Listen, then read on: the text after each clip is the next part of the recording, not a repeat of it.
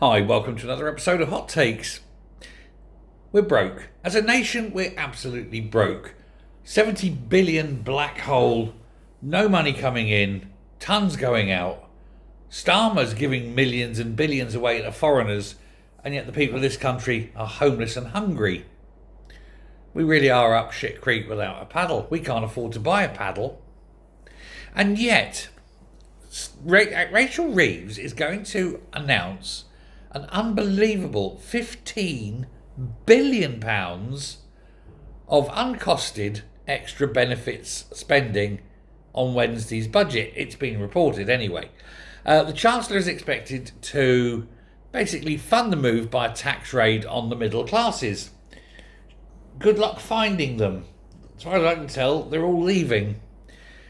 She wants to raise the cap, the two-child cap. Now, the problem with this, of course, is the two-child cap is very one-directional, shall we say. There's some groups that have more than two children more often than other groups that have more than two children. And some are arguing that this is actually anti-British. It's anti-white child, because you're encouraging foreigners who tend to have more children over the indigenous who tend to have fewer. But you're going to get the indigenous having to pay the tax for it. And it's very unfair. Why should taxpayers fund people who choose to have children? Seems weird. And of course, this is why a lot of people are saying, you know what, you can charge what you like, I'm not going to be here, I'm going to go and pick country of choice. The country, of course, will get poorer. £15 billion. It's just not there. The woman is absolute crank. Now, the Chancellor is going to end the two-child cap in its entirety, it's thought, rather than a phased, relief of, oh, we'll do one extra child this time, one extra child next time kind of thing. And at the same time, increase the actual benefits themselves by 4%. And trying to finance her U-turn on winter fuel payments and the welfare reform cuts that she couldn't get through because the backbenchers wouldn't let her. Now, they're trying to raise this money, and they're going to attack the middle classes by saying, oh, look, you've worked hard, you've paid tax, and out of your taxed income, you've decided to buy a nice house. Well, screw you in your nice house. You're supposed to live in a shithole like everyone else. And so we're going to come after you and your house. We're going to take your money simply through the guilt. You've been guilty of owning something nice. Because Labour hate the idea of anyone having anything nice. Pleasure. How dare you be happy? How dare you be successful? How dare you have a moment in your life where you're not miserable, basically?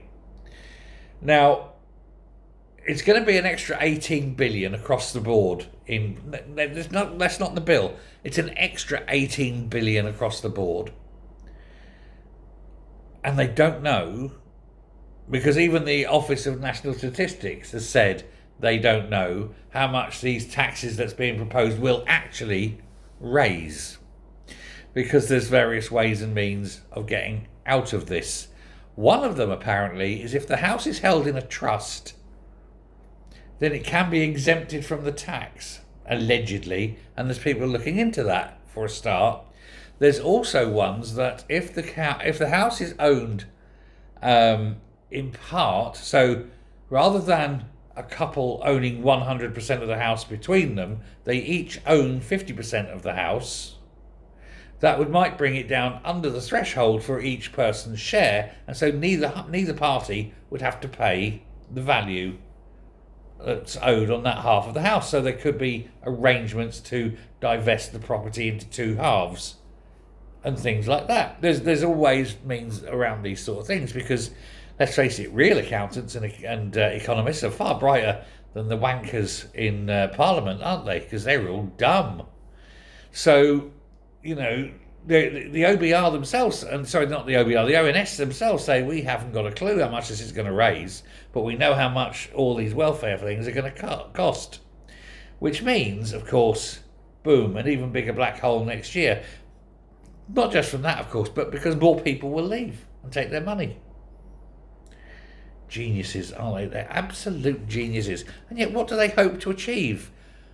We are increasing welfare so that you can stay on welfare. We're removing your desire to work, and we're making welfare a life choice. That's okay, while someone else is picking up the bill. But when all the people who pay the tax have gone, it's not going to be good, is it? It's not going to be very good at all. Let me know what you think. Thanks a lot. Bye.